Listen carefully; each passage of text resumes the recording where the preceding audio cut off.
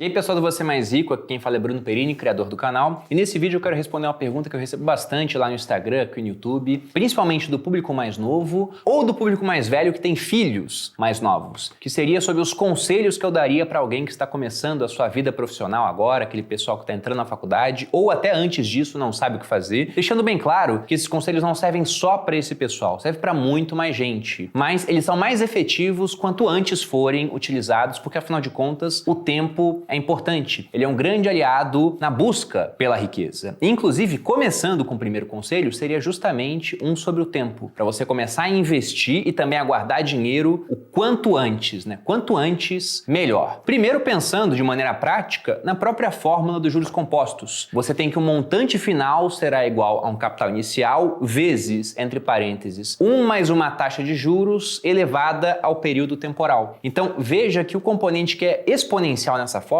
que eleva o restante das coisas, não é a taxa de juros, ele vai ser multiplicado no capital, mas sim o tempo. Então, quanto mais tempo você tiver pela frente, melhor. Na verdade, eu gosto de falar que para que você fique rico no longo prazo com investimentos, você precisa de apenas 3 coisas. A primeira é algum capital inicial para ser investido. A segunda é uma taxa de juros maior do que a inflação, logicamente. E a terceira seria tempo, sendo que quanto mais você tem de um desses ingredientes, menos você precisa dos outros. Então, se você tem muito tempo, você pode começar com muito menos dinheiro e com juros menores. Felizmente, agora temos juros grandes. Se você tem muito tempo também, já são 2 de 3 ingredientes que você tem a seu favor. Portanto, aproveite isso. Até de maneira anedótica, a gente pode pensar em filmes de vampiro. Já repararam como todo filme de vampiro, o vampiro é sempre rico, tem carro. Tem o filme do vampiro que ele brilha quando sai na luz do sol, né? Então romantizaram pra caramba o vampiro. Mas perceba que se vampiros existissem, o natural seria que eles fossem ricos. Porque basta investir pouquíssimo dinheiro com uma taxa de juros ganhando da inflação por alguma coisinha que com o tempo eles teriam um patrimônio milionário. Então aproveite o tempo. Mas não é só isso também. A gente tem que pensar até em um fator de amadurecimento quando você começa a pensar no longo prazo. E para isso eu gosto sempre de citar aquele conceito conhecido como preferência temporal, que é o seguinte: perceba que o ser humano, ele tende a preferir as coisas agora ao invés de depois. Isso até explica por que existem os juros, né? Por exemplo, é muito melhor ter uma casa agora para você morar, ter um teto sobre a sua cabeça, do que poder ter uma casa somente daqui a 30 anos, depois de 30 anos de poupança e investimentos. Pensando nisso, muita gente está disposta a pegar um empréstimo pagando pesadas taxas de juros para trazer aquela casa do futuro para o presente. Então, nós gostamos disso. Só que há um ponto interessante. Quanto mais novos nós somos, mais imediatistas costumamos ser. Então, você pega uma criança, por exemplo, ela tem níveis de preferência temporal altíssimos. Ela quer tudo na mesma hora. Tanto que tá com fome, ela chora e alguém vai lá e dá comida. Tá com sono, ela chora, alguém bota para dormir. Tá cagada, ela chora, alguém vai lá e troca a criança. À medida que a criança ela vai crescendo, ela aprende que certas coisas levam tempo. Tem até aquele estudo muito famoso do marshmallow, onde colocam crianças em uma sala e falam: olha, tá aqui um marshmallow, eu vou sair, se você não comer até eu voltar, eu te dou um outro marshmallow. Ela ganharia 2. Algumas crianças não conseguiram esperar, comeram tudo. Aquelas que eram mais maduras conseguiram esperar e ganharam outro marshmallow. E aí dizem que os pesquisadores acompanham as crianças durante o restante da vida, e aquelas que tinham esperado o marshmallow se deram melhor também nas suas profissões. Até acho que deviam ter mudado e anunciado pra criança, né? Se você comer esse marshmallow, você vai ser um fracassado. Se você não comer, você tem sucesso na vida. Com certeza, várias teriam esperado mais para comer o marshmallow. Mas o ponto é que aqueles entre nós que prosperam, geralmente eles adiam a gratificação. Eles entendem que é necessário esperar para que você conquiste mais coisas. Então, quando você começa a poupar e entende isso, na minha opinião, você deixa de ser uma criança e passa a ser um adulto. Porque crianças querem tudo na mesma hora. Adultos se preocupam com o futuro. Adultos sabem que às vezes é necessário passar 5 anos estudando enquanto você ganha mal ou nem tem remuneração para que depois você possa ter uma remuneração maior. Adultos entendem que você tem que pegar uma parte da sua renda que você poderia gastar hoje em consumo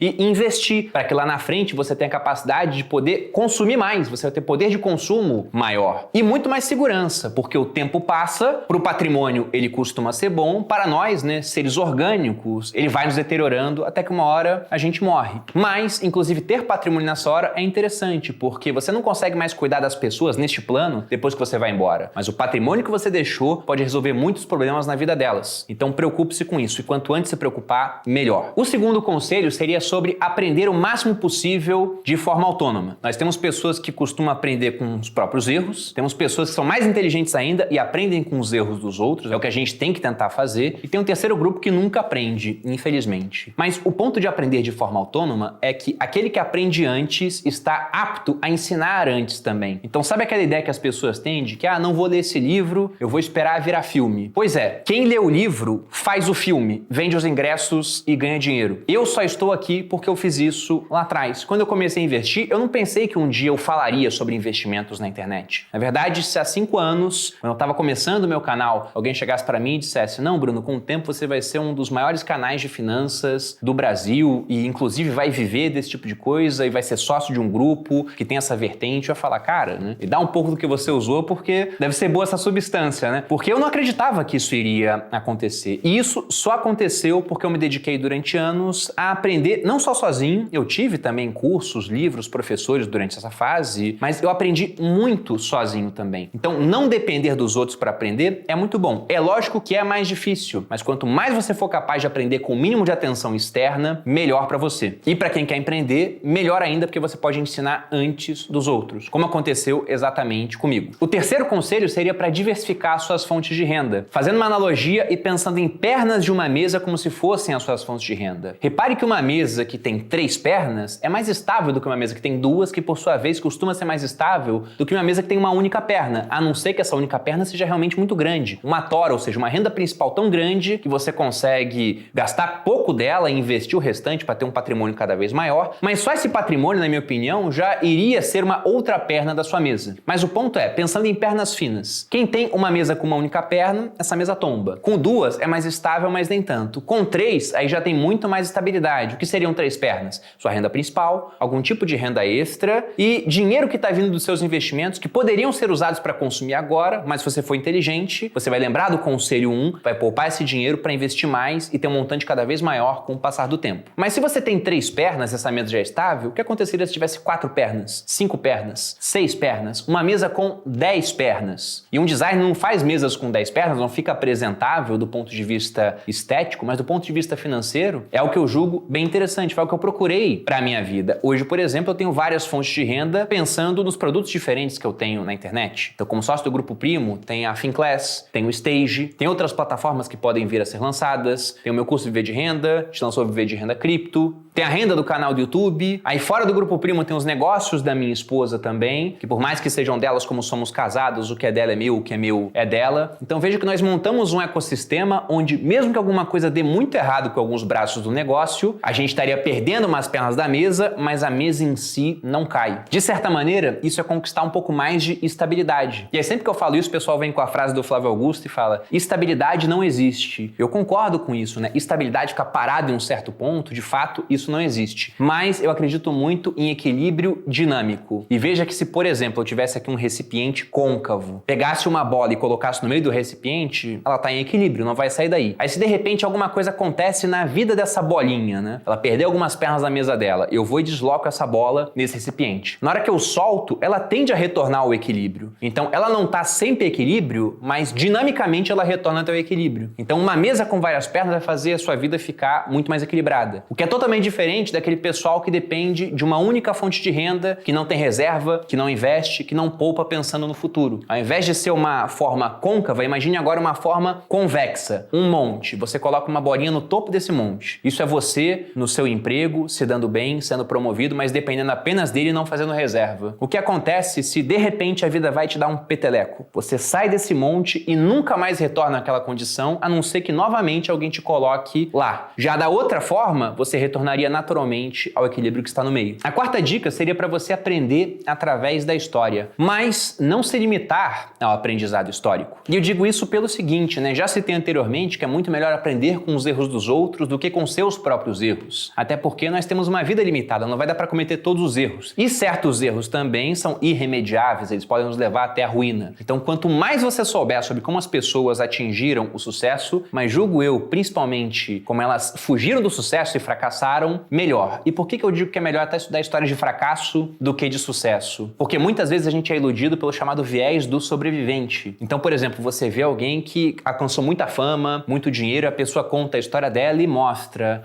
eu comecei o meu negócio, eu peguei um empréstimo para isso. E mesmo tendo pego um empréstimo, no Brasil, um país de juros altíssimos, muito altos nesse momento, ela conseguiu dar certo. Então a imagem que você tem na cabeça é que, olha, eu vou fazer a mesma coisa, porque se deu certo para ela e ela é uma pessoa comum, pode dar certo para mim também. O que você não enxerga é que esse ser um vencedor que deu certo e está contando a sua história, mas você não vê um cemitério de milhares de derrotados que fizeram exatamente a mesma coisa e não tiveram sucesso. Porque ninguém consegue 1 milhão de seguidores no Instagram contando como pegou empréstimo, tentou empreender e quebrou o seu negócio. A não ser que depois consiga ter sucesso. E aí conta que no começo não deu certo. Então é muito interessante estudar por que as pessoas não deram certo, mais até do que estudar por que elas deram certo no final das contas. Há muito mais lições no fracasso do que na vitória. E o ponto também é não se limitar apenas a aprender através da história. O Aristóteles, um filósofo que eu gosto muito, foi professor do Alexandre o Grande. Eu estava lendo a biografia do Alexandre o Grande no começo do ano, escrita pelo Plutarco, comparando Alexandre e César. E o Aristóteles, ele dizia que a ficção é melhor do que a história, porque a história, ela narra uma das versões daquilo que aconteceu, geralmente escrita pelos vencedores. Já a ficção fala sobre aquilo que poderia ter acontecido, o que muitas vezes é mais educativo. Então, eu, por exemplo, gosto muito de ler tanto história, adoro a história do Império Romano, da Grécia Antiga, mas também a história do Brasil, gosto muito dela, acho uma história riquíssima, mas também gosto muito de ficção. Inclusive, muita gente elogia a criatividade que eu tenho na hora de fazer meus posts no Instagram. Isso vem muito mais da questão da ficção do que da história em si. E o último ponto, que está em último aqui, mas provavelmente o mais importante de todos, é sobre escolher bem com quem você irá dividir a sua vida. Porque repare que você pode ter feito tudo certo até agora, começou a poupar e investir desde cedo, você aprende muito e consegue aprender o máximo possível de forma autônoma, mas também não negligencia o conhecimento dos outros, porque o conhecimento está disperso pela sociedade. Você diversifica a sua renda, você aprende através da história, mas não só com ela. Só que se você pecar nesse último ponto, talvez todo o restante esteja arruinado, porque há uniões que levam uma pessoa tão para trás que elas simplesmente não deveriam ter sido feitas. Eu gosto de olhar a vida de um casal, mas isso não serve só para casamento, serve também para a sociedade, e pensar da seguinte forma, que 1 mais 1 nesse tipo de união tem que dar mais do que 2. Ou seja, o trabalho conjunto, ele tem que ser maior do que a simples soma dos trabalhos individuais. E quando isso acontece, geralmente esse casal decola. E quando eu digo casal, novamente, vale para sociedades também. Agora, quando outras situações acontecem, aí esse pessoal tem problema. Como exemplo, a gente tem 1 mais 1 dando 0. Ou seja, tudo que um faz, o outro vai lá e praticamente desfaz. Ou tem um que atrapalha tanto que 1 mais 1 começa a dar menos alguma coisa. Então, imagine que você está poupando, está investindo, mas você tem um cônjuge que ele não poupa nada e ainda gasta tudo que você poupa e ainda se endivida. Então repare que só por estar perto dessa pessoa você acaba sendo muito